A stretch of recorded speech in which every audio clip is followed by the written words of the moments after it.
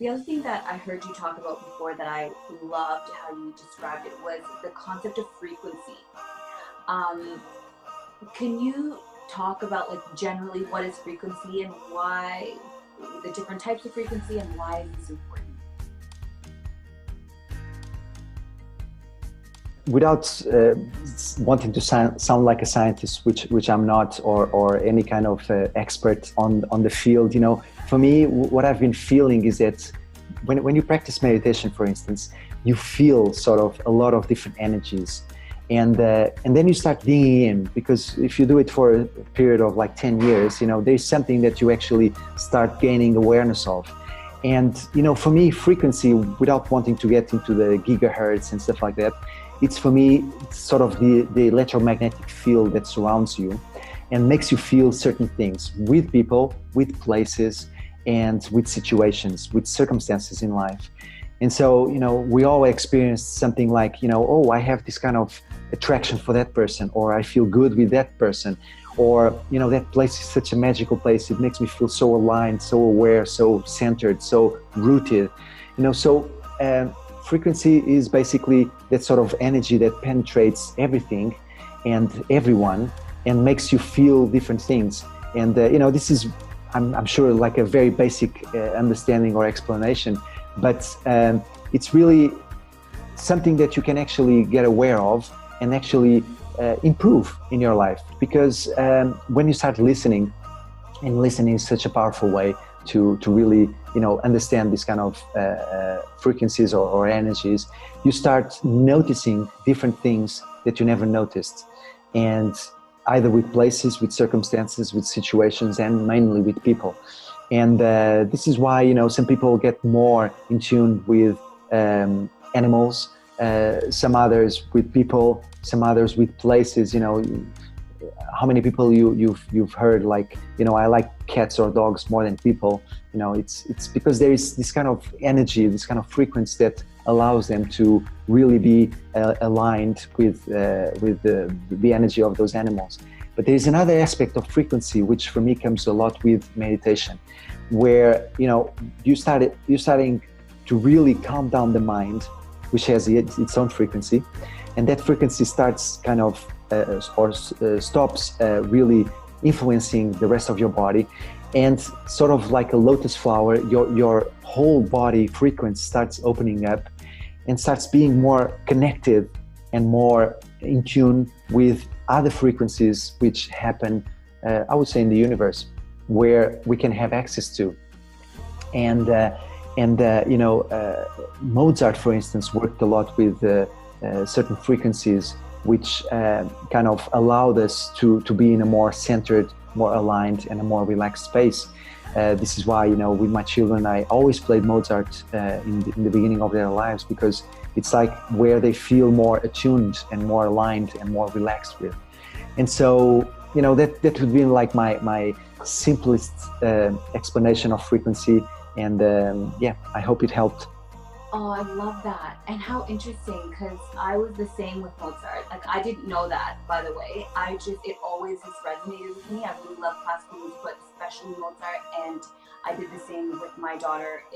When she would go to bed, I would put on like an 8-hour track of just Mozart, because it would calm me, and it was just absolute bliss. But I love that because I don't know much about frequency. I just thought it's a really cool blend of the spiritual side with the scientific side, because when we talk about energy from the spiritual side, we less associate that with science, let's say, right? Mm-hmm. So I liked how you kind of like pulled the two together. So it's about that feeling of how you feel when you're around certain people. And so do you think that that's connected to, is it like your intuition? So the more you are connected and self-aware of yourself, then you are more aware of the frequency. Like, how does that kind of work? So does that make sense? Like, yeah, it makes sense. If I'm more connected to myself and I have a higher level of self-awareness, then I will be more aware of the frequency around me, more aware of the energy. Is that... I can give you an example. I don't know if you know of this story. I don't know exactly if it was in America, but the indigenous people of either South America or North America, when they received the Europeans, they actually couldn't see the boats because in their minds they had no concept of what the boat was. So, you know, they would look at the horizon, the sea, and they didn't see anything. And suddenly there were these boats approaching and really big and like with sails and stuff like that. And they were like, you know, what's this? So for me, with frequencies, it's the same, you know, whatever you don't have awareness of, you cannot even see. And in the same way, you cannot even feel it. So there needs to be a mechanism that leads you to feel or to get aware of something. And so, for instance, I just remembered, like, I work a lot with essential oils. And I know that rose is the essential oil which has one of the most high frequencies, which is like 300 something gigahertz or whatever. I don't exactly know. But the thing is, there needs to be something that makes you aware of frequency or energy or spirituality or I don't know, maybe you are born like a Mozart, but unless you learn how to be a Mozart, you will never be a Mozart. So, you know, there needs to be a teaching, there needs to be an awareness that leads you to these spaces. That's awesome. So if I wanted to become more aware of the frequencies around me and the energy, like what can I do to improve that? How can I tap more into that? So, you know, maybe I'm repeating myself, but it's going back to everything else that I said, which is, you know, knowing what you're eating. You know, there's, as we know, and I don't want to say anything judgmental about people that eat meat or fish, but we all know that, especially from the more Oriental traditions, that, you know, eating certain types of food brings you a different kind of energy, a different kind of frequency in your body. So that would be one of my first steps. If possible, if people would like to try vegetarianism or veganism, that will be something very, very interesting. The other thing is the quality of our thoughts.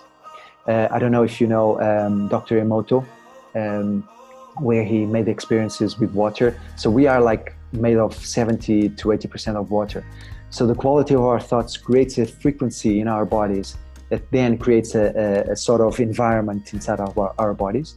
So to really be aware of what you're saying to yourself, sometimes it's unconscious, but there's many ways to dig in through that unconscious and bring that to the conscious realm of our understanding. That's another thing which is, you know, could lead us to speak for like 2 or 3 hours. But the other thing is to, you know, getting enough sleep. You know, there's a lot of things that happen in your sleep, even dreams, that you can actually get into really, really interesting energies, and those energies bring up certain frequencies that you can really learn from and be aware of other things because of those energies. But the other thing that I really highly recommend would be meditation, because when you practice meditation, you know, your heartbeat slows down, your bloodstream gets much more balanced, your breathing, you know, gets more deep, and your overall understanding of how the mind works is heightened. And when that happens, you really, really, I believe, open up to a realm which the mind cannot really understand, which is that vibrational realm of existence, I would say, the universe consciousness, where everything vibrates in a certain frequency, and you know, you really get or start to get aware of those frequencies.